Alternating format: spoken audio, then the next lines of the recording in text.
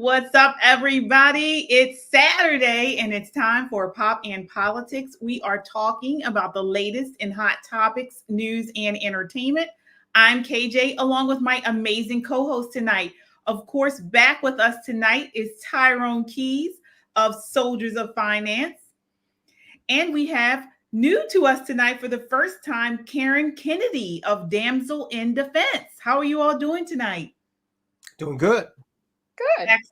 Excellent. All right, before we get into our discussion tonight, I want you guys to just shout out your channels and your companies so the audience knows, who you are. And I'll start with you, Tyrone. I know they probably do know already, but it doesn't hurt to say it again about your channel and what you do there. Thank you, KJ. I'm Tyrone Keys with the Soldiers of Finance channel right here on YouTube. And we just take a look at all things finance and how that intersects with politics. And come join us. Subscribe if you're so inclined. Absolutely. And Karen, with Damsel in Defense, can you tell us a little bit about what you do there and yourself? Mm-hmm. Yes. Thank you for having me on the show. It's a pleasure. My name is Karen Kennedy. I like to introduce myself as a little bit about my background. I am a military Gold Star widow, and I am working in this space purely voluntary. In my mind, the mission is now mine, and I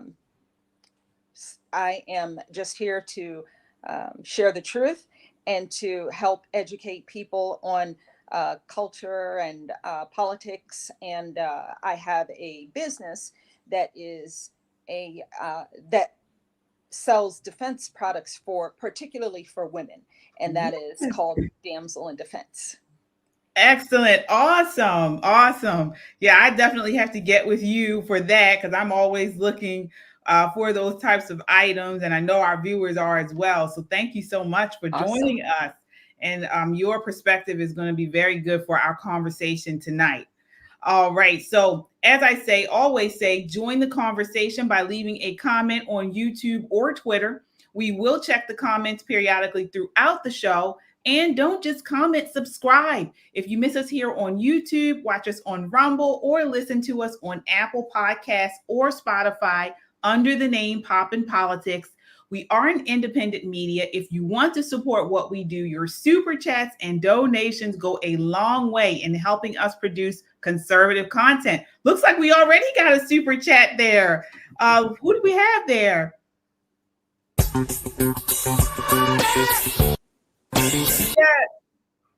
Yes, thank you so much. All right, that is Michelle with the $5 super chat. Thank you so much, Michelle. Certainly appreciate you there. So as I say, that's what I appreciate, all the super chats and donations. Any amount is appreciated. Guys, this is not just a podcast. It's a movement of God-fearing, truth-seeking, America-loving people that understand we are living in urgent times. There's a target on our backs, all because we choose freedom. But we must continue to stand. Let's stand together, subscribe, and together we can amplify this rallying call for freedom. All right, everybody, let's set it off. I want to get right into this, talking firstly tonight about this town hall hosted by Oprah Winfrey for Kamala Harris. This thing was a total mess. And I want to get right into it. Start out with this first clip. This is clip number 1. We love our country. I love our country. I know we all do. That's why everybody's here right now. We love our country. We take pride in the privilege of being American. And this is a moment where we can and must come together as Americans, understanding we have so much more in common than what separates us. Let's come together with the character that we are so proud of about who we are, which is we are an optimistic people. We are an optimistic people.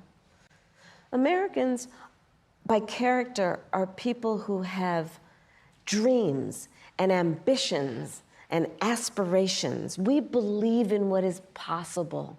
We believe in what can be. And we believe in fighting for that. That's how we came into being, because the people before us understood that one of the greatest expressions for the love of our country, one of the greatest expressions of patriotism, is to fight for the ideals of who we are, which includes freedom to make decisions about your own body, freedom to be safe from gun violence, freedom to have access to the ballot box, freedom to be who you are and just be, to love who you love openly and with pride, freedom to just be. And that's who we are. We believe in all that. And so this is a moment where we stand knowing what we are fighting for. We're not fighting against. It's what we're fighting for. Thank you. Thank you, Madam Vice President. Oh my goodness. Oh. You say something, KJ? I had fallen asleep there for a moment. Tyrone, what was it? What was it? Listen, she thinks she's so profound. Okay. Remember, what was it? It was one of the Wayans brothers on In Living Color would do Educated Convict and just string a whole bunch of words together, multisyllabic words. That she is the female version of that character.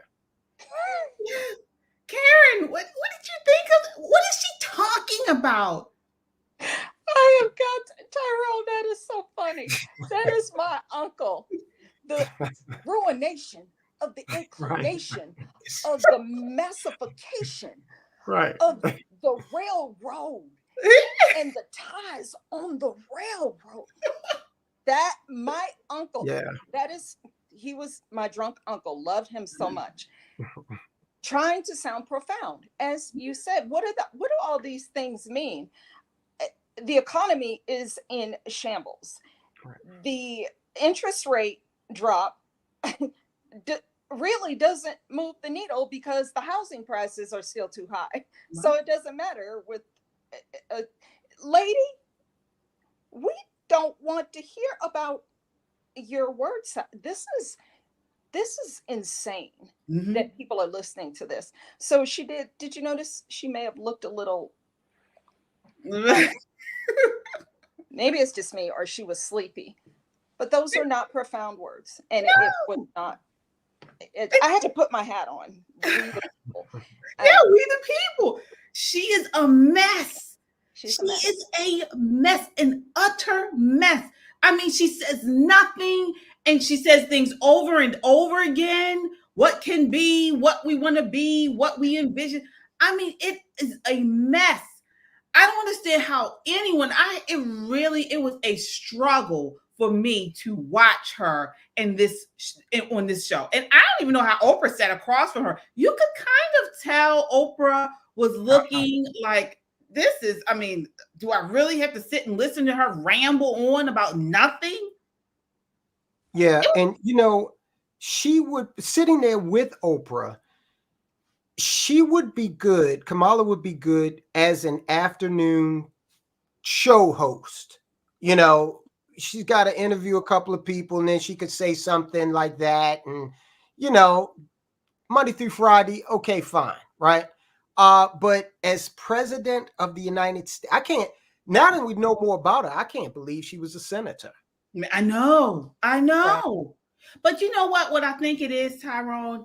I think what it is when she initially ran, of course, for the local seats in California, and then as when she first ran for the president in 2016, I think that was really her. And she doesn't have a problem spouting off her crazy leftist talking points.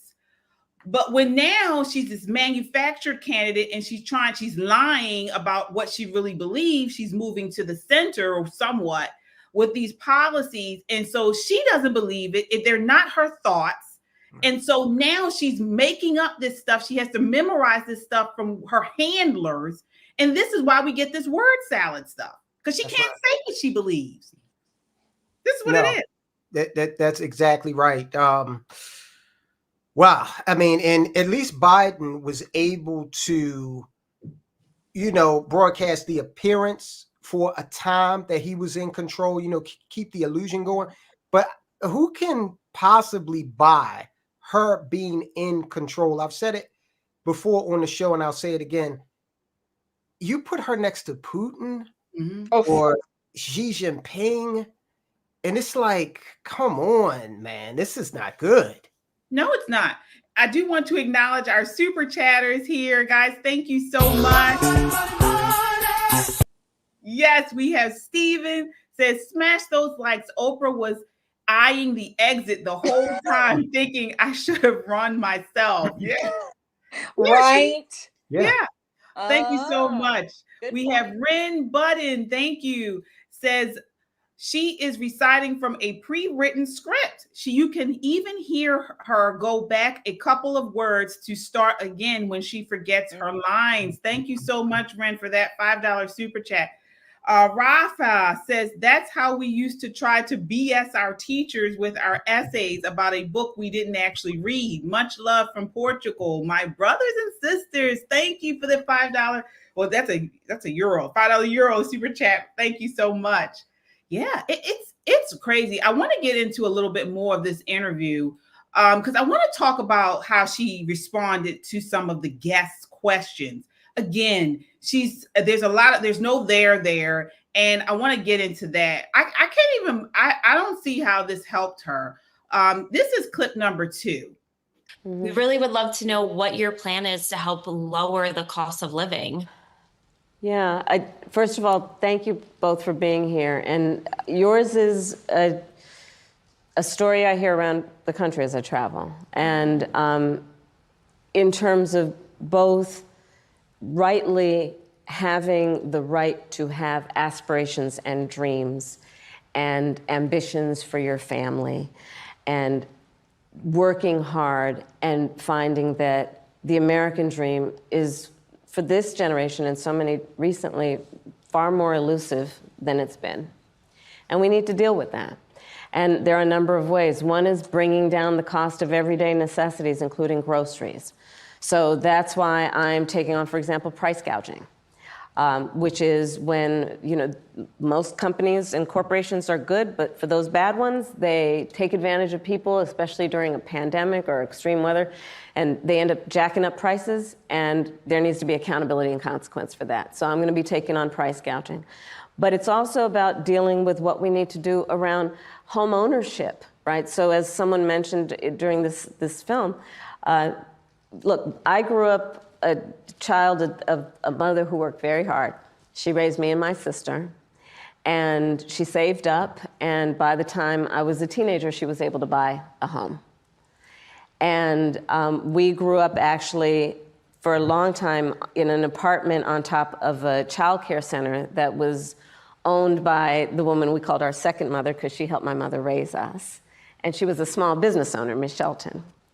So I'll bring all this together to tell you the way I think about it is, one, when people work hard and have a dream of buying a home, we should give you the opportunity to be able to do that, which is why part of my plan is for first-time homeowners, buyers, to have a $25,000 down payment assistance to buy your first home.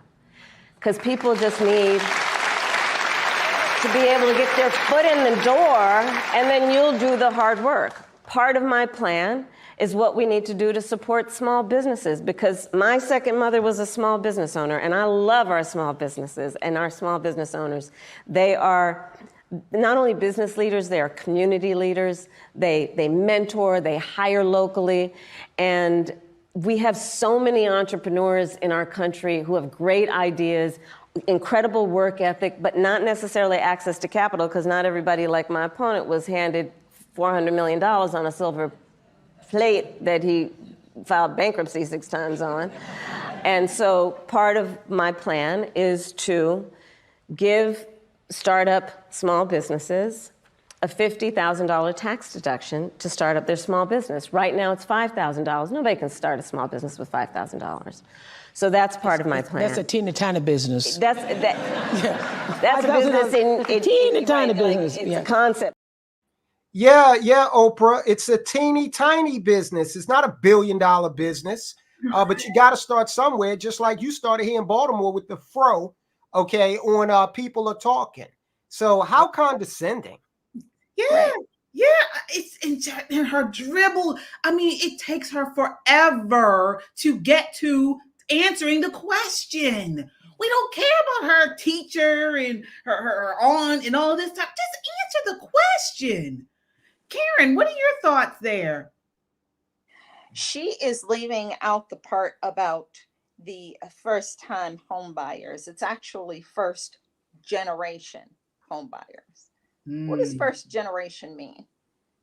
None of us are first generation. We have been here for many generations. Her housing proposal for this $25,000 is for illegal aliens. It's not for American citizens. So people are not reading between the lines of her little plan. And these empty platitudes. They asked her a very, very direct question based on the last 4 years of economic Armageddon waged upon us by her and her resident. People don't want to hear about her upbringing. And do you notice in the first clip, I want to just point something out. When she said, we all need to come together. You don't get to do that again. President Trump said that in his speech back in, I think it was a week ago. It's one of the first times he said, we need to all tone this down. We need to come together. Now, she's always volatile. But now all of a sudden, it's like everything he does, she copies his homework. But this is not exciting. I cannot believe people are falling for this. I can't believe it either. Why hasn't she done it? She's supposed to be strong, empowered, baddie. Right. Why hasn't she done it? Right. Why hasn't she just taken the reins and done this the last 4 years? She's the border czar. She's the AI czar. She's the what was it? Broadband czar. Mhm. Oh, Mhm. Yeah, she's the broadband czar. $42 billion for broadband. Where is it, Kamala? Mhm. You're the broadband czar. All of these czars and all the money is gone. Why are people this void of cerebral ability? That At is least- such a good question. I mean, and even when she talks about her, the little bit of economic policy that she's put out there, this $25,000. First of all, we have a shortage of homes. That's one of the reasons why prices are elevated. So what you're going to do is inject even more demand into a tight market that's going to push the prices even further up. Okay. Then she talks about price gouging. Look, we don't have to talk about Venezuela. We don't have to talk about the Soviet Union. We can talk about 1970s United States of America when Nixon did price caps and one of the things it resulted in was odd, even days for gasoline, lines around the corner because we had shortages. She doesn't even understand the last 50 years of U.S. history. Nope, not at all. And I want to ask you, because that was something I had never heard about what you said, Karen, about the first generation. So this thing she's pushing for home buyers is actually for illegals. Had you heard about that, Tyrone? That's a good catch, Karen. I never thought about that, but that makes perfect sense. First generation, she keeps saying that. She's very specific about that. Yes, she is. They are pricing people out of these homes. There are 1.5 million homes. So in the United States now, a lot of the problem with, as you know, Tyrone, over the last 4 years, the interest rates have skyrocketed. I can't believe that's another thing people are just not paying attention to. But supply and demand is simple economics. She doesn't understand this. Which puts all of us at a disadvantage.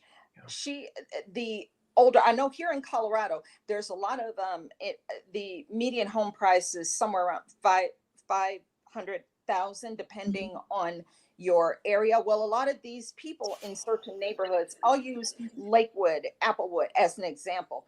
It's mostly older white people who are retired. You know, they're getting 4 or 5 checks every month. Their house has been paid off for 20 years. They ain't worried about nothing. What about these young people who are living in their parents' homes again? They had to go back home, or they never left in the first place because the price of housing is too high. Well, she is, this $25,000. This is yet another empty promise, like we're paying off student loans, which did not come to fruition. Right. So it's just another campaign, a blabber that's not going to turn into anything except inflation. We're already in an inflationary. Yeah, and I want to, some people are asking, what do you mean by first generation? We're talking about this policy proposal that Kamala Harris has, where she's saying she's going to give first generation home buyers, what was it, $25,000? $25,000 towards their purchase. She's not saying first time home buyers. She's saying first generation. So we're thinking this whole policy is geared towards illegals. Yes. Or people or new immigrants coming to the country, not natural born citizens. That is a very good catch. I never thought about that. I want to acknowledge our super chatters again. Thank you so much. All right, let's see here. We have Steel Toad. Thank you for your $5 super chat. He says, we are all in serious trouble if we don't all stand together. Kamala is the end game to destroying our country. Love you guys. Happy Saturday. Thank you so much, Steel Toad. You are exactly right. You are exactly right. They are trying to destroy our republic here. They're trying to take over. They're trying to input or install their Marxist, communist ideas. We all can see it. Anyone that understands what Marxism is, we can see it. And the first thing they're doing is they're flooding our border with illegals, a new voting class. Or they want to be a new voting class for the Democrat Party. And here she talks about it again. This is clip number 3, talking about getting a border question. When you become president, what would be your specific steps? Yeah, of course. What would be your specific steps to strengthening the border? So it's a wonderful and important question. You know, my background was as a prosecutor, and I was also the elected attorney general for 2 terms of a border state. So this is not a theoretical issue for me. This is something I've actually worked on. Okay. I have prosecuted transnational criminal organizations for the trafficking of guns, drugs, and human beings. I take very seriously the importance of having a secure border and ensuring the safety of the American people.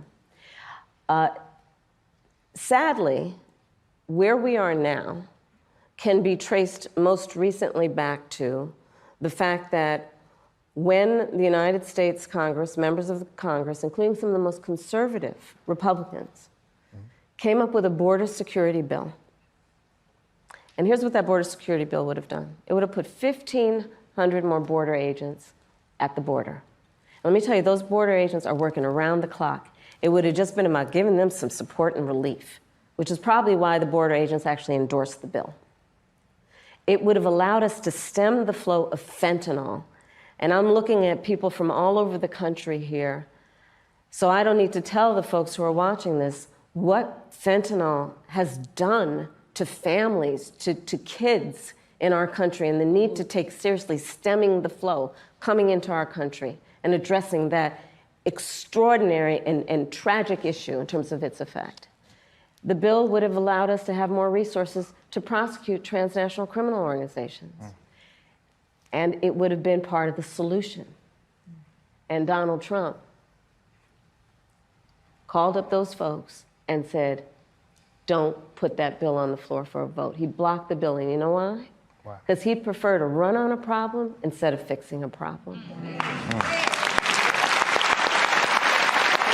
And he has put his personal political security before border security. Because understand, even in the intervening months, what that bill would have done to give support to folks who care about this issue. And this again gets to the point about what does leadership really look like? And is it about you or is it about the people? Right. Is it about running on problems or fixing problems? My work and my career has always been about saying, let's fix problems. Let's address the needs, because we know it's within our capacity to do that. So to answer Justin's question, now that that bill has gone and hasn't passed, will you reintroduce that? Absolutely. And when I am elected president of the United States. Now, you see, Oprah had to redirect her. Yeah. And you know, real quick, it's funny they keep going back to that. That's a narrative. Right. When the question of immigration comes up, they always go to that. And it's funny because, so you're telling me that a man with no political office whatsoever was able to defeat you and the president of the United States. Why didn't you go down to Capitol Hill and whip up the votes? So you let just a normal citizen wield more power than you. Okay, fine, have it your way. Right, exactly. That bill was to enhance the administrative process to funnel illegals into the country also. It was not going to stem or stop any type of flow of illegal immigration. Karen, what are your thoughts there? And you live in Colorado. You guys have a big illegal immigration problem as well. We're going to get to the gangs in a minute, but yeah. They do. And interestingly enough, I was at a summit today where one of somebody who used to work for the same federal agency that I did, who is a whistleblower, Tara Rodas, she we met today at this summit, and we spitballed kind of the things that are going on that Kamala is talking about. They bring these people here. They are unvetted. I know because we worked with them. Okay. They come from CBP, hands them off to our agency, and HHS, as a matter of fact, is the funder. You know, they have a huge congressional budget. So these people are handed off. They are just waved in here because there's too many. They can't vet them. And she caused the problem. Her and Biden caused the problem. We didn't have a border problem. She keeps wanting to go back to this bill, like Tyrone said, but why did we need this? We already have laws in place to avoid this seemingly unending flow of foreign nationals. And why are they all coming here at the same time during this time? We're not helping them. Okay, no. There's too many of them to count. There's too many of them to process. So they're being dumped in our neighborhoods, by the way. But like you said, KJ, we'll get to that. But she is not able to stop, and she's not interested in stopping the flow. No, not even a little bit. Not at all. And as you mentioned, both of you and Tyrone mentioned, this bill would not have stemmed anything. And the Hill is reporting, saying the Border Act that's the name of the bill that she's referring to, would not stop the administration from continuing to create questionable parole programs to admit migrants who don't have visas or other valid entry documents. It would not end catch and release. It would not stop migrants from using meritless asylum claims to enter and remain in the United States. It would not have done any of that. And she continues to say this lie. Everyone knows. I encourage the viewers to look at this bill. You can go right and look at the act. The measures that were put in this bill would not have stemmed anything. And it's been reviewed across the board by multiple outlets that continue to say that would be not the answer. This is not the answer to stopping this illegal migration into this country. No, it just makes it easier. It was meant to speed up the processing times. Right. And I know, as I said, from my position as a federal employee, they are hiring more and more judges to be immigration judges. Why do they need more immigration judges? Why do they need more of the attorneys that were working for my agency to go over to immigration? Because they want these people to be processed faster. They're saying that they're legal because they send them through this CBP1 app. They're not legal based on congressional legislation, and this legislation being the bill being signed into law. We already have laws on the books. We don't need more laws. Right. And So that's something curious there, as you mentioned. So they're fast tracking these people to bring them in the country instead of closing the border and stopping them from coming in. They're fast tracking them. So they're just bringing, they're just bringing more into the country. And this is why it goes along with her economic policy, why she's saying she's giving $25,000 to first generation home buyers. She's giving it to illegals. Yes. And fast tracking them into the country to do it. This is. And every time we get on this subject, I always like to bring this up because it demonstrates the evil nature of this policy or lack thereof. The fact that, and I would ask Kamala this if I were ever in her presence. The trip up here for women and girls is hellish. How can the United States of America have a policy whereby we don't recognize the harm that is occurring to women and girls coming up here under the auspices of these coyotes, cartel members?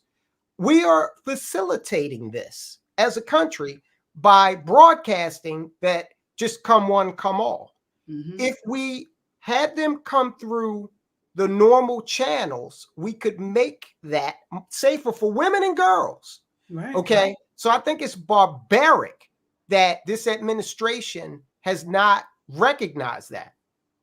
Yep. Yeah. Well, this is what they do. It's not just with immigration. They do the same thing with abortion. So on one hand, they pushed free sex, open sex with anybody and everybody, no slut shaming, you can have it, and they don't push marriage, they don't push purity or anything like that. They push this environment of pushing sex on kindergartners and lower level education and things like that. And then on the other hand, they push abortion. So they're telling you to have sex without commitment. And then they say, and if something happens which inevitably it will, when you're pushing this type of social policy and programming and culture, then they say we're going to abort. So it's no longer safe, rare, and legal. Now it's abortion on demand. Shout your abortion. This is what the left does, and it's the same type of logic. It's sick. It's sick. They don't push abortion on them, though. They do not push. Look, I'm going to tell you something briefly, and I'll watch my words because it's on YouTube.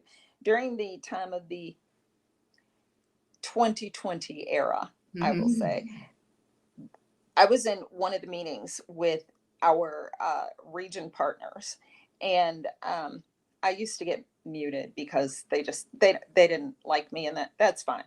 But I wanted to know, because not me, because I never participated in the medical procedures, but they were pushing those medical procedures, and they were not pushing the medical procedures on the illegals who were coming in that were getting processed by way of us. And I asked, what, excuse me, I have a question. I'm so sorry.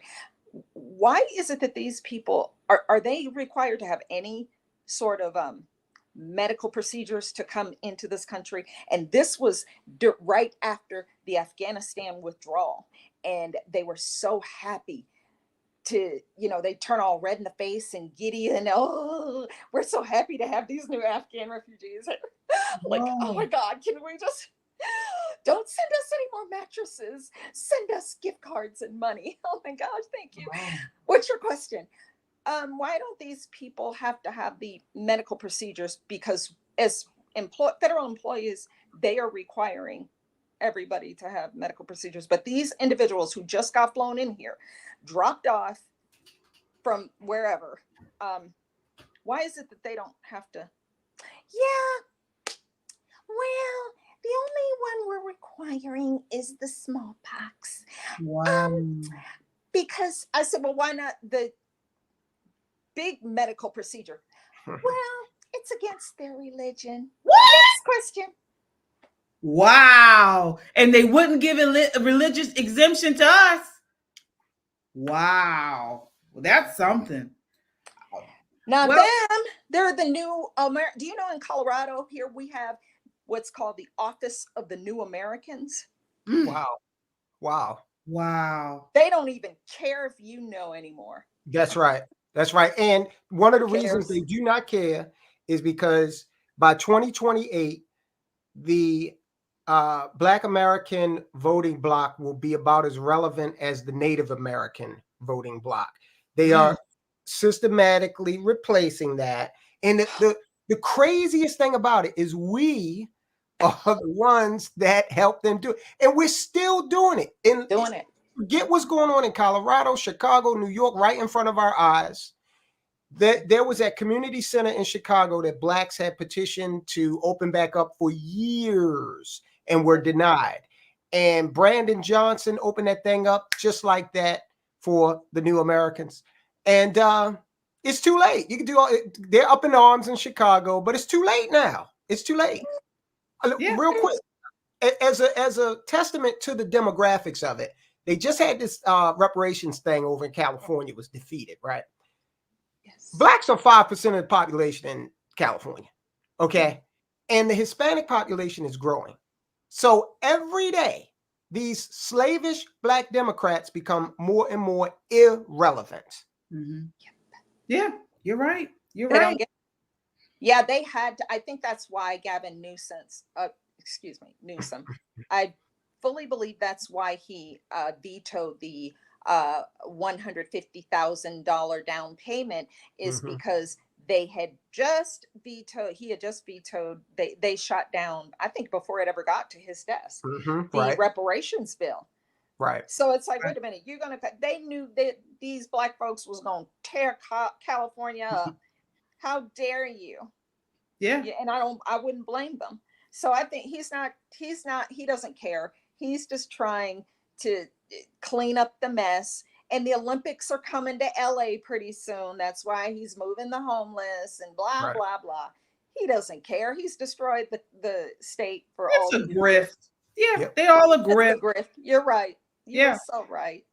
I do want to acknowledge another super chatter here, guys. Thank you so much. Right.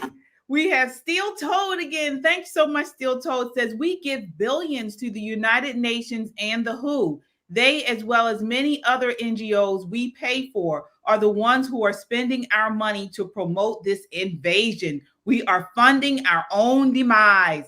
Totally agree there. Totally agree there with you, Steel Toad. Thank you so much for your $10 super chat. Also, guys, I want to let you guys know we have merch. So if you also want to support us, we do have merch that we sell on our website. We've got sweatshirts, t-shirts, cups. We're coming up with hats soon. So definitely after we finish here, check us out on our website, www.popandpoliticslive.com, and you just click the shop button.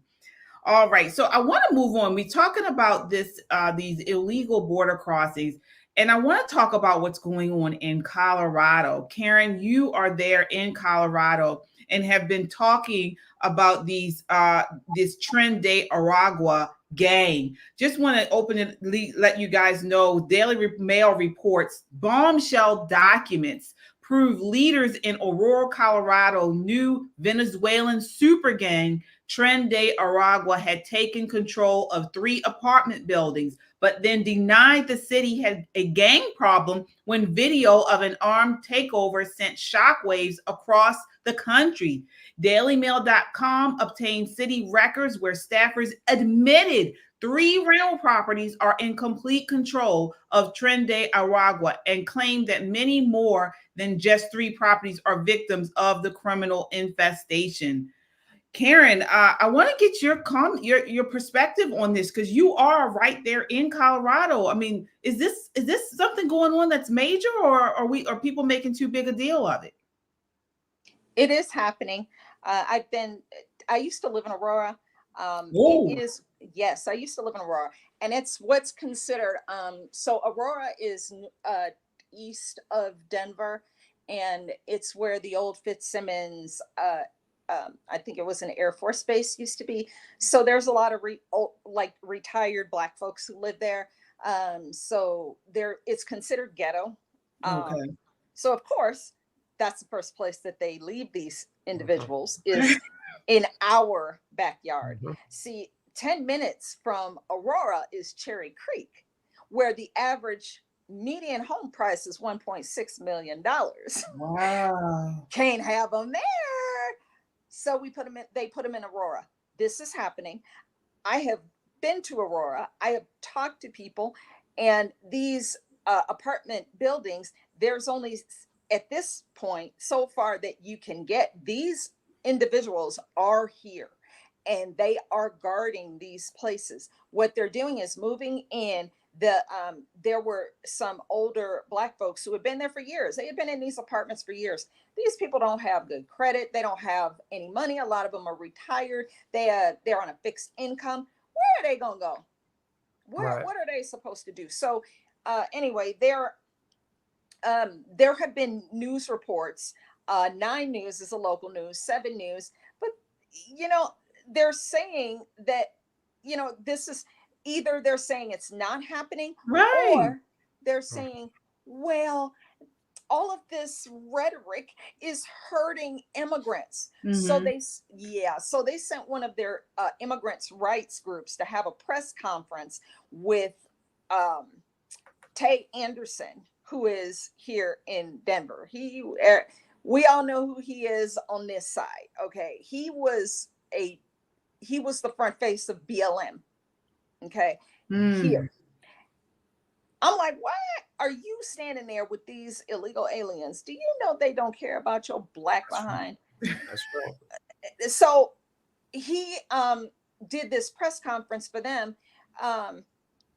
There were some signs put up at some bus stops. I saw that. Did you see that? Yeah, what was it? It said something about Blacks, something about to the back of the bus. Yeah, Blacks to the back of the bus. And Kamala's border, something about Kamala's border crossers.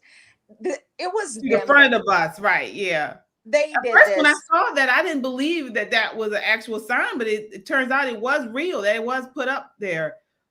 They did. Conservatives don't do this. We have jobs. We have lives. Right. We don't have time like they do, because they're communists and they live off of other people's money. Right. So this did happen. And there are a few people who have been sounding the alarm. Danielle Jurinsky, she is one of the reps in Aurora. John Fabricatore, who is he's running for a state seat. But other than that, the media is just denying that it's happening, or they're saying, like with this press conference with this, it's called the Aurora Collective.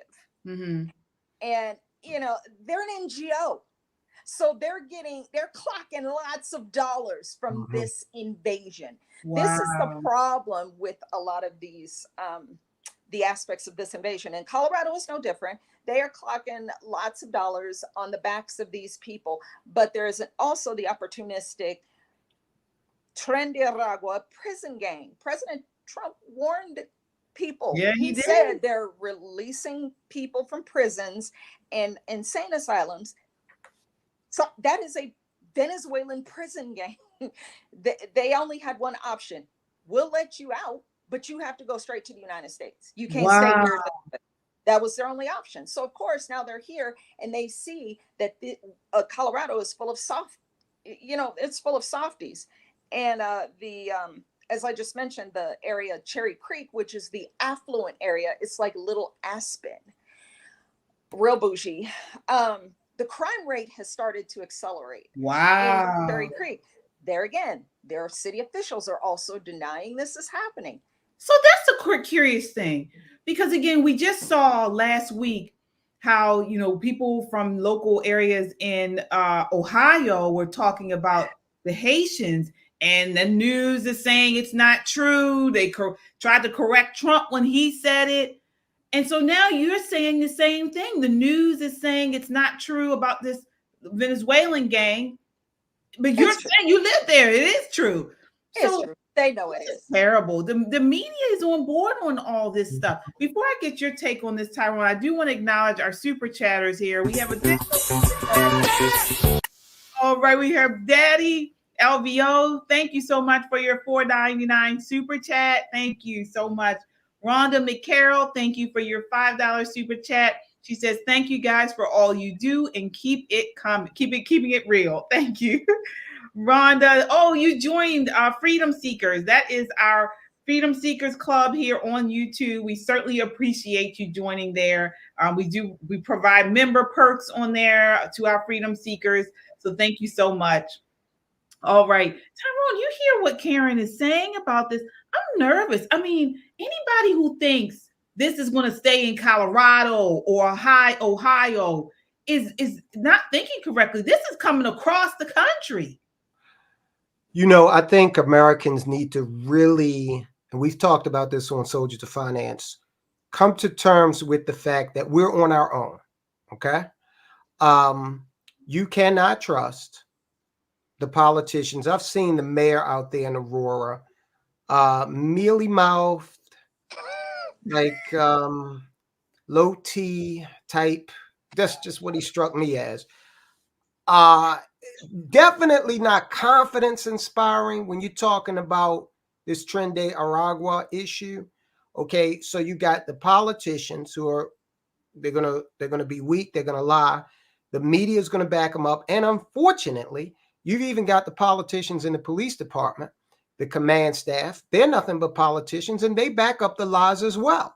All right, I watched a lady, I think she was the PIO for Aurora's police department, or she could have been a commander. Anyway, she was like, there's no gang. Everybody I speak to says there's no gang problem here. And I'm like, yeah, of course, lady, because you're going to be there for the next hour. And then they have to live there. Okay. So I'm like, are you trying to convince yourself?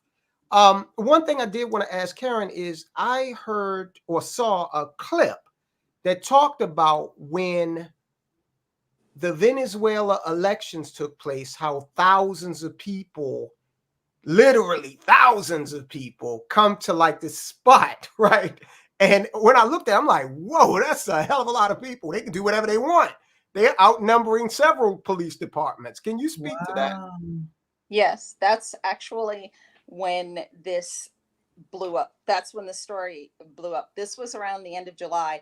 I made a video that has gone mega viral. I've made several videos, but of course, TikTok can't have a conservative Black woman speaking truth, so they deleted my channel. But I was all over the place. The 20 million views and counting. But I was the first one to uncover this from this area to the degree that it got out to the mainstream, because nobody was talking about it. But what happened was when the election of, reinstallation of Nicolas Maduro, because he refuses to leave. And the Venezuelans here were upset about this because they wanted him gone. So this happened in the Aurora Mall parking lot. Wow. And the local, brothers and sisters walking around looking like, dang, look what they're doing to our city. This is our area. They left all this trash. They were just disrupting traffic. And you're right, there were thousands of them. They could not keep this under wraps because there were too many people who were there filming it. because it would have never gone public. So right after that happened, I made this video and covered CBZ Management. That's the management company that has these properties. Well, they've been trying to say, oh, it's because of code violations. You know, they're slumlords. These are code violations. That's why we're evicting these people who have lived there for years. Them apartments have been there all this time.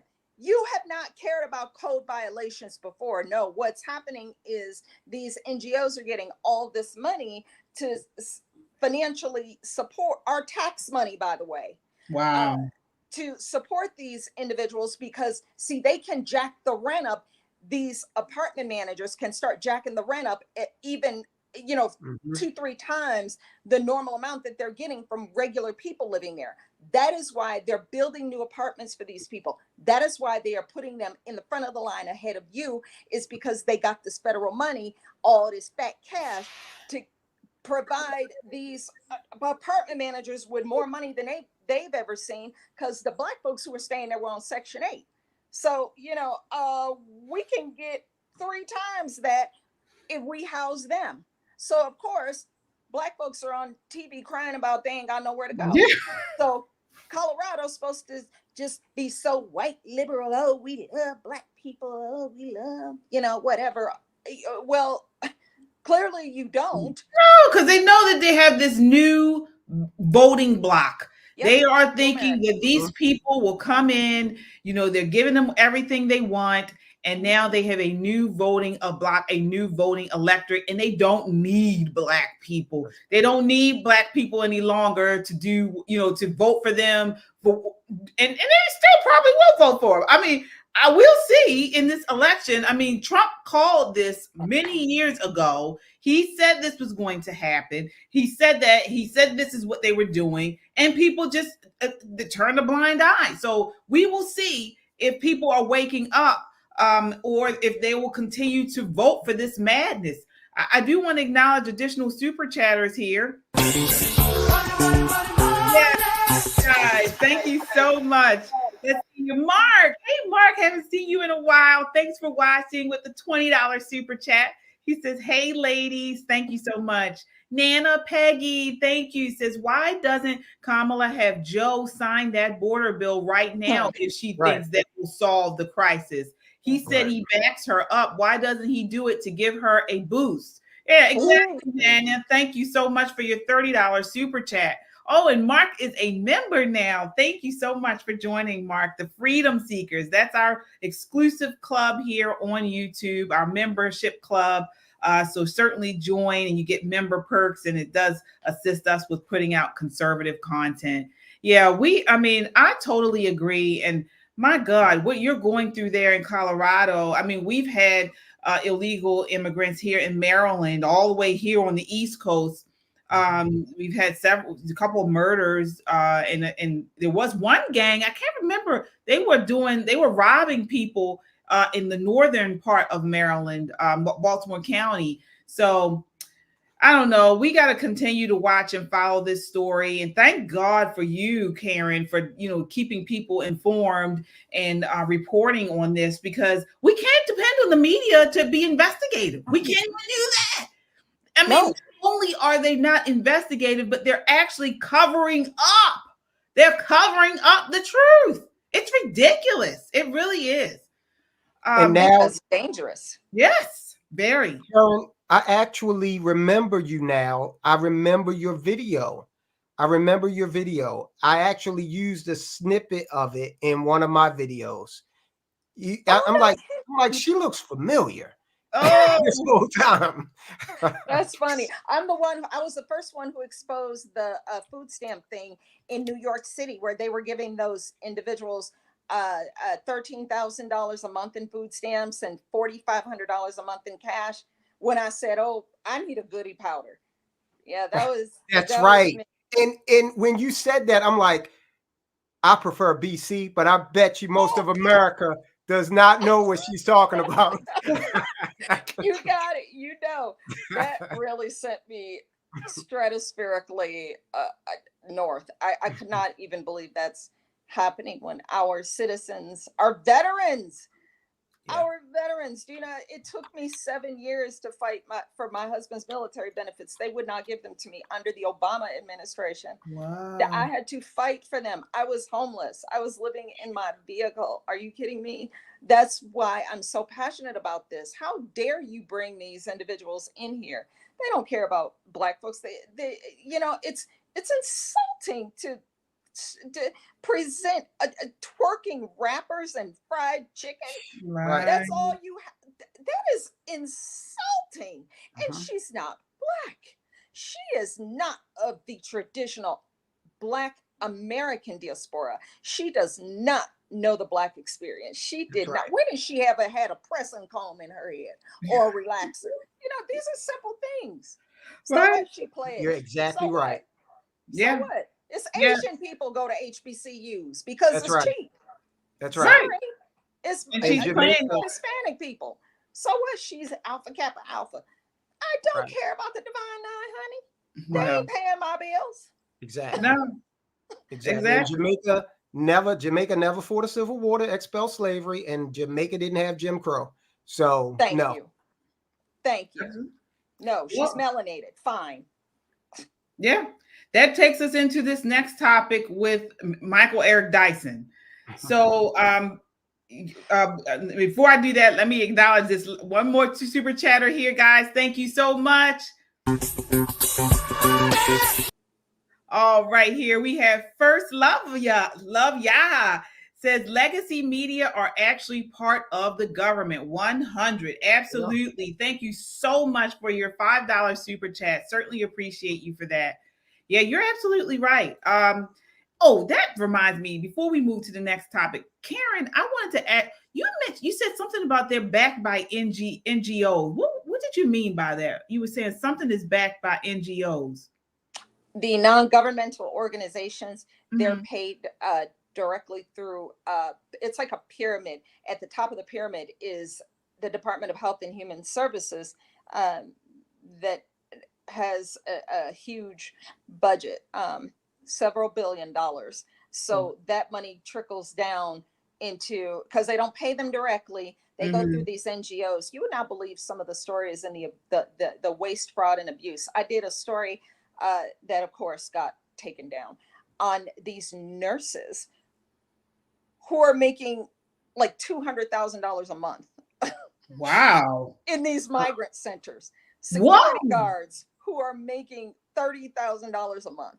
Like they did a news story on it. I believe it was I can reach back into the archives and I can send you that report. It was done by a local Chicago news station. They did the research. They saw the invoices. They are billing the federal government for billions of money. That is why this is so, they're making so much money. The NGOs, non-governmental organizations, they are making a ton of cash, more money than they've made ever. Wow. And so that they don't want this To flow end. to stop. A Right. nurse making 200 You said a day. a month. A month. Okay. Yes, Yeah. ma'am. It's a money. It's the same thing with the border, the same thing with the scamdemic. It was money. It was all about money to make, and they made it. That's what it was all about. Wow. It's all money. Follow the money. It's All right. I want to get to this Michael Eric Dyson and Nancy Mace interview. So you guys, I'm sure, have seen, it's been all over the news. Michael Eric Dyson and Nancy Mace have been in kind of this back and forth over he sort of saying, well, I'll let you take a look here. This is clip number 4. That sounds like self-hatred and justification of white supremacy. And let me just say this, because this Congresswoman is a wonderful human being. But when you disrespect Kamala Harris by saying you will call her whatever you want, I know you don't intend it to be that way. That's the history and legacy of white disregard for the humanity of black people. Oh, so now you're calling me racist. I didn't say. I just said you weren't a BS. racist. That is complete No, you don't have to intend racism to accomplish you are it. intending that Your I am disrespect racist, of Kamala and Harris that is part and parcel of a why tradition. can't you It's disrespect. It's offensive, Congresswoman, and it's, why can't you it's just? offensive. I'm not calling you a racist. I'm No, saying you are. what the You practice are. is You racist. are. You absolutely are. The practice is Let me get disrespecting. No, what's disgusting is your disrespect of her. Professor. This gentleman said, I didn't know her name. He's trying to do is it. her disrespect of women. She doesn't know what a woman is. And if 25 years ago, White women don't have the ability to tell black women who paid the price of blood to make this country what it is to tell them they're not real women. 25 years They care ago, for your babies 25 years and ago, respected I your became humanity. the first woman to graduate from the Citadel, the Military College of South Carolina. I So call her fought my name way right. through it. So pronounce her name blood, right. sweat, Let and me tears. actually So pronounce her name And right. Kamala Harris, if I Kamala, were a man, Kamala. You said I this will We're not calling say you Nancy anything that Nancy. I want. It's Come on, Kamala. it's You're Kamala. doing this You on disrespect- purpose, I am That's not. disrespectful. You can't expect people to If respect a your man service put on if a you don't skirt respect and walked hers. that stage 25 years ago, she You're a would have white said woman she would have disrespecting a taken black that woman. That is achievement away from problematic. women. All right. So we covered that. That was when Nancy Mace, Congresswoman Nancy Mace, mispronounced Kamala Harris's name, and it drove the CNN panel wild. And of course, they were insinuating that because she did that, that was racist. Now she's come out and she has this to say. Take a look at this. This is clip 5. I would like to also enter into the record a screenshot of a text message I received from the esteemed professor from Vanderbilt, Michael Eric Dyson, after my CNN interview, begged me for photos. In this text, he says, after calling me racist on CNN, shh, don't tell anybody, we look good together, and sent me a kissy emoji. Without then objection. the guy says I'm gorgeous in all these photos. I don't think he's that bent out of shape on how anyone pronounces Kamala. And if we're going to have that standard, you got to hold it to both sides, not just one or the other. Wow. Okay. So I'm trying to get your comments on this. I want to start off with you, Tyrone. I mean, do you think what do you think about that? What he did? I don't know. I don't know if I know who he is. He's got the fake preacher cadence that he likes to do. He tried to holler low key, you know, and it's like, dude, you can't, you know. Well, she got him. She got him. She got him. And it's especially egregious because, you know, he said white man is evil, right. You know, evil white devil woman, you know. So she got him. But what are your thoughts there? Right. Yeah. I mean, this is what the left does. So my issue with this is they push race, white supremacy. There's white supremacy, there's black victimhood. And then he sends these texts to Nancy Mace. And this is what they do. They push this crap onto the masses. And then we, the masses, begin to look and treat our fellow citizens based on racial makeup, because we are being told that the white man is bad, they're harmful, they hate us, they're racist, you know, and they're not like us, like Kendrick Lamar said, based on the color of our skin. And then the Democrats say, well, you have to vote for Kamala because she's black, and that means she's better for black people. It's a grift. Well, what are your thoughts there, Karen?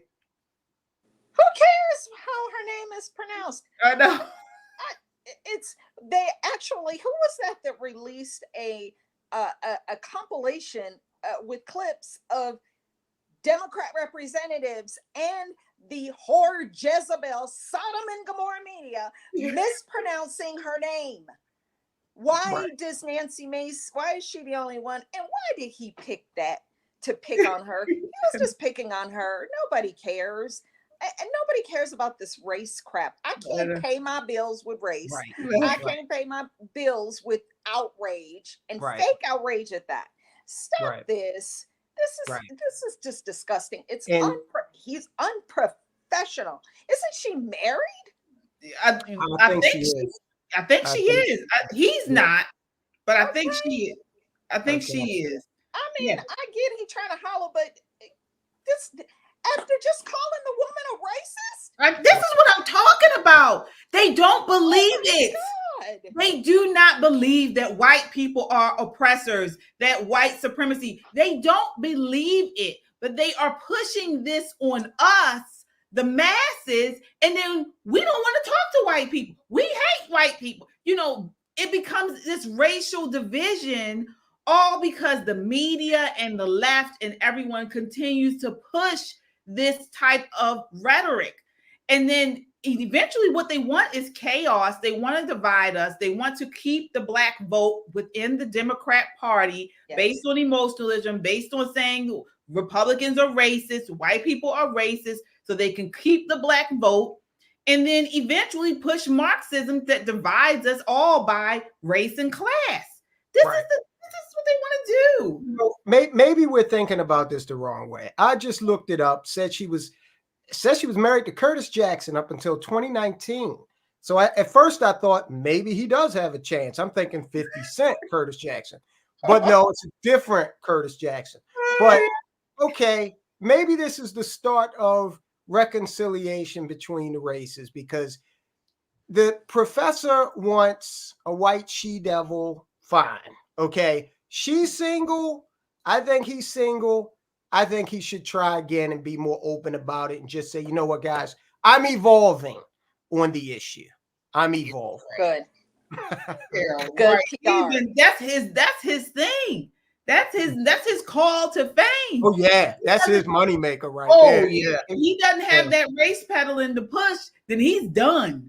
He's going to be like the guy in I'm Gonna Get You, Sucker. Remember, he went to the Revolutionary and was like, help us out. And he was like, well, you know, I got the wife and kids, and they were white. Right. This is what I'm talking about, but it's in reverse.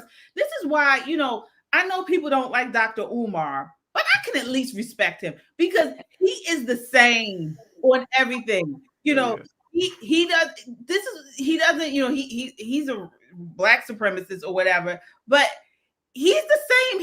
He's talking about he doesn't want any handouts from, you know, white people. He doesn't believe the races should be mixing and so on and so forth.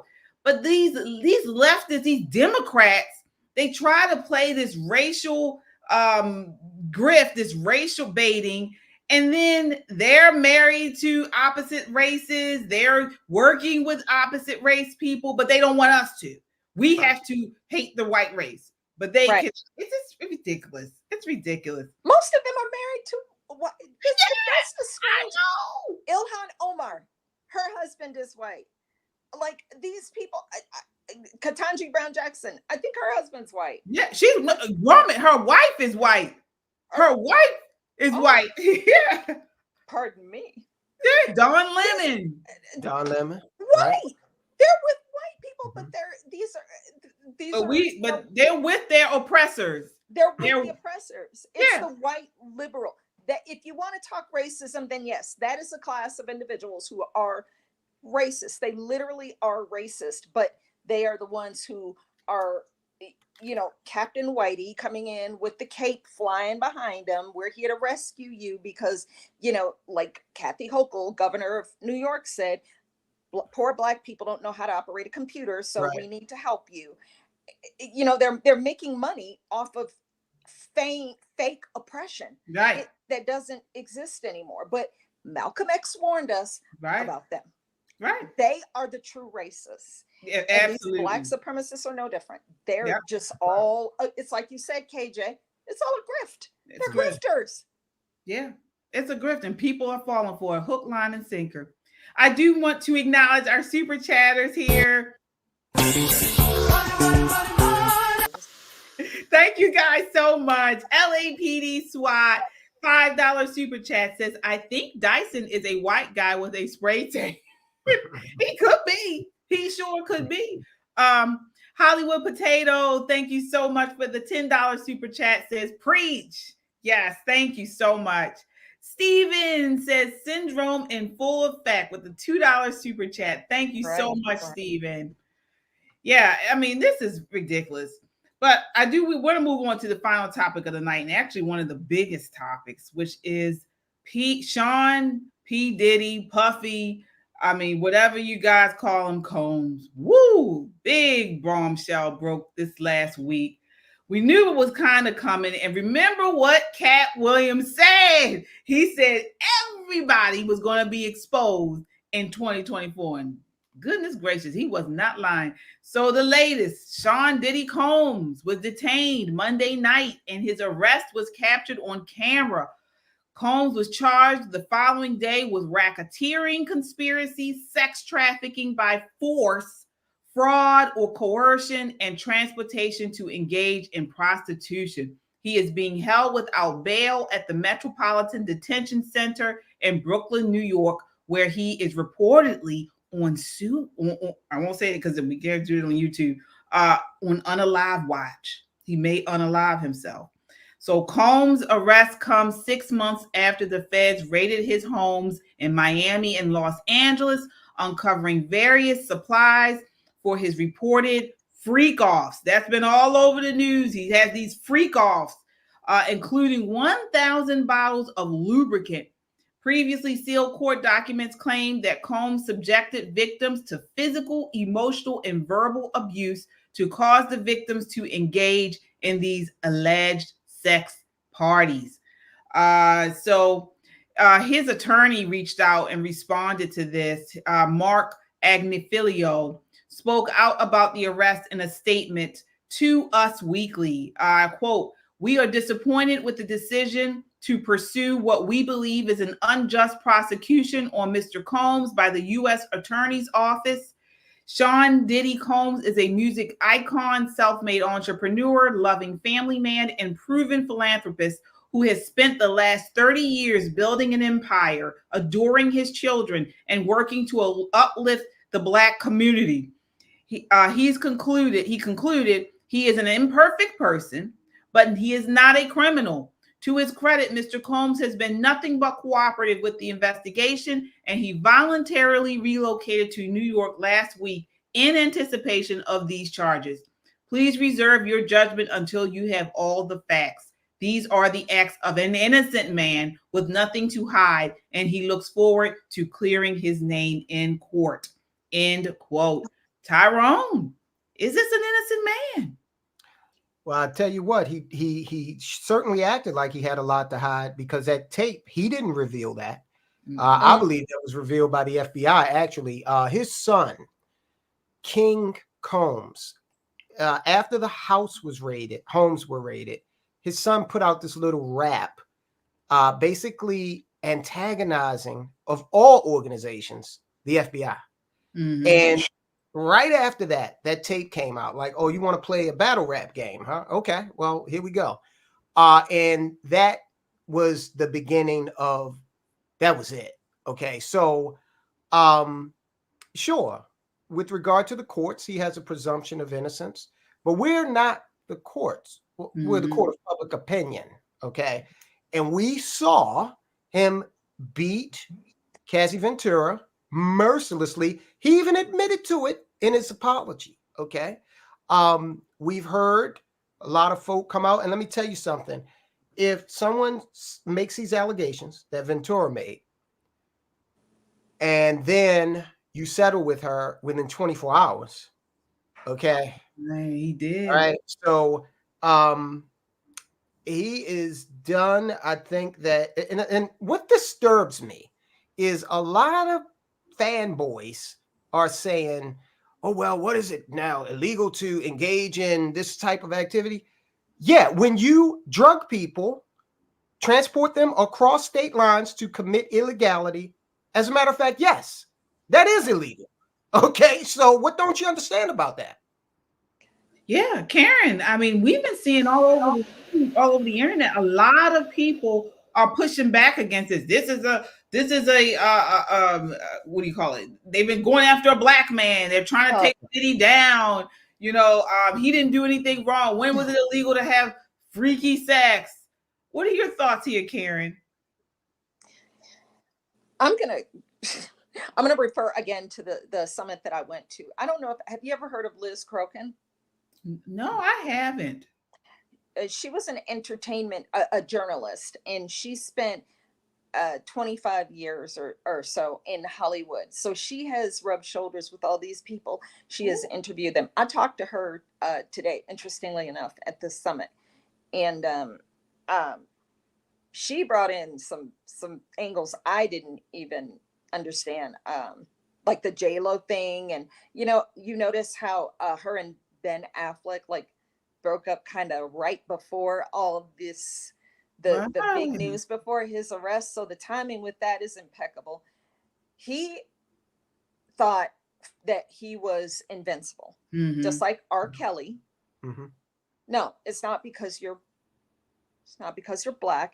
It's because wherever you people go, death and destruction seem to follow. And I just don't. He has videos and tapes of heinous acts with powerful people. Did he not know that at some point he was going to be put on the chopping block here? I mean, you can't get away with that forever. There's too many big names involved who do not want to be exposed.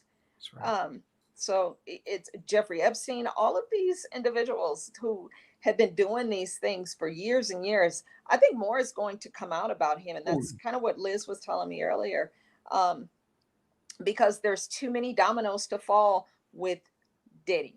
I mean, it's not going to be kind of forgotten about like the Ghislaine Maxwell and Epstein and those we don't talk about anymore. This one is big. Yeah.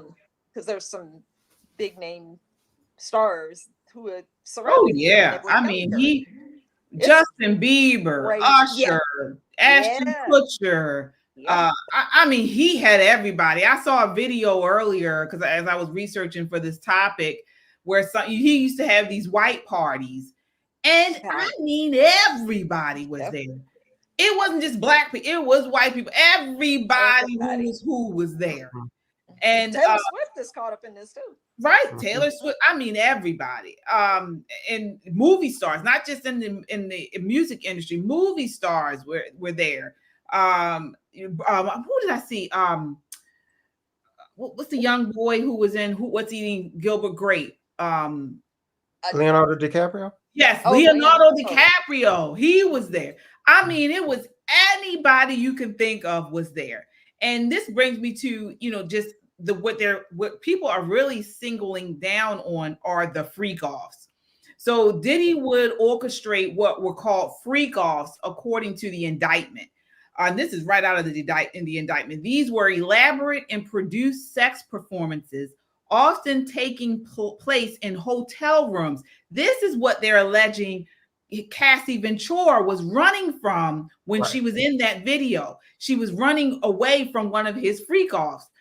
Where they were arranged and directed by Diddy, who allegedly masturbated during and often electronically recorded them. The music mogul and his business associates would allegedly lure female victims into this inner circle, often under the pretense of a romantic relationship. This sounds sort of like what they were saying about Andrew Tate, like the pretense of he didn't go this far, I don't think, but it sounds kind of similar. Threats of force and coercion to cause victims to engage in extended sex acts with male commercial sex workers. During these freak-offs, Diddy allegedly distributed a variety of controlled substances to victims to keep them obedient and compliant during sex acts. Both Diddy and the alleged victims received IV fluids to recover from the physical exertion and drug use after the acts. Our Lord. Yeah, they said that these things went on for days. Yeah. Okay. And I'm like, man, again, hey, this guy, he should serve as an example, and he's going to take a lot of people down with him. This is a RICO charge, which means that he is not the only person that's going to be a prime defendant in this. The U.S. Attorney for the Southern District of New York, Damian Williams, this is a guy that took down Sam Bankman-Fried of FTX, and is also about to take down Mayor Eric Adams. As well. So, and he strategically placed nothing but women on they're actually doing the legwork and the prosecution on this. He's making a bold statement that this is not going to be tolerated. And just lastly, I thought hip hop was done years ago, but this is stick a fork in it. That whole machismo thing they had going is toast. Okay, this is part and parcel of the feminization of the black male. Okay, they've taken what was once the symbol of masculinity and turned it totally upside down. Yeah, I mean it's really sad to me, the commercialization and the perversion of hip hop. I mean, I know it's always had kind of a bad name to it and things. I used to be a big hip hop head. I grew up in the 90s, and you know, I grew up doing spoken word and things like that. And I mean, just to see the way this whole thing has just gotten so ugly and nasty and sexualized and promoting drug use and things, you know, in the very beginning, it was just a genre of I believe they were talented people who were able to combine rhythm and music and their talent to rap, and they rapped about their lives. And then it just became so distorted and ugly. I'll share with you guys before we go, you know, again, I'm a product of the 90s. I actually partied. I partied with P. Diddy. I partied with R. Kelly. You might have Damian Williams might be looking for you. No, but let me tell you the difference. When somebody said they want to go to a room, or they're going to a limo and going to somebody's, you know, another home or somebody's home, I did not go. You know, and I have been offered, you know, with R. Kelly, I was offered to go with them to somebody in his limo, and they were going to the hotel room. I said, KJ got to go. No, thank you. Same with P. Diddy. You know, you get these opportunities sometimes, but you have to have the wherewithal and the pride to say, I'm worth more. I'm not for sale. I'm not for sale.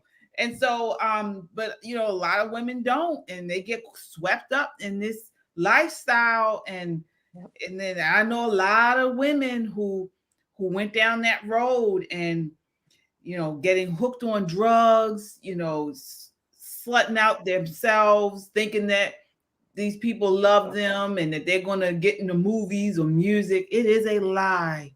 It is all a lie, and they can never get that time back. That's right. That's right. And KJ, let me go back a little further than you. I remember the 80s hip hop scene, which was about partying and consciousness. Okay. Yeah, that's what the 80s. Yeah. The hits were The Message, which if you listen to the lyrics, they're telling you to stay away from crime. Right. ARS-1, right. Instruction. But the turning point was the late 80s NWA. Okay. Right. Then it became something else. Now, I always say you will never hear Travis Tritt and Willie Nelson beefing on a record. Okay. You will never hear what's that other guy? Travis, it's another Travis in the country music scene. Promoting Randy Travis. You'll never hear Randy Travis promoting the sale of meth. Okay. On an album. That's the unique thing about the post 89 hip hop culture. It just promoted excess, misogyny, self-destruction, and somehow got our people, many of our young men, to believe that going to prison was a badge of honor. Right. Yeah, you're right. You're absolutely right. Okay. So we will continue to follow this story. We will certainly do that. Any final thoughts? I'll start with you, Karen. Please tell people where they can find you, anything you want to let people know you have coming up, and before we leave tonight. Thank you. First of all, KJ, Tyrone, for this time. I truly, greatly appreciate it. It has been a blessing. And thank you, everybody in the chat. Thank you. Y'all continue to follow Miss KJ and watch this show, like and subscribe, and keep those super chats coming, because I tell you what, this is quality news and material and commentary, and you get this personal interaction, and it's not like the lamestream media that is paid 7 figures to lie to you, to keep you uninformed, thus behind the 8 ball and in a dangerous spot. So continue to follow her here. My handle on X is, as you can see on the screen, thank you, KJ, at Real Karen Jean. That was my joke against Corinne Jean-Pierre. I'm the real so deal. Good. Yeah, she is an imposter. Yeah. So that's my name, at Real Karen Jean. And also my website is damselpro.net/KAYJAY USA. I sell products that are geared toward personal protection, defense products for women particularly.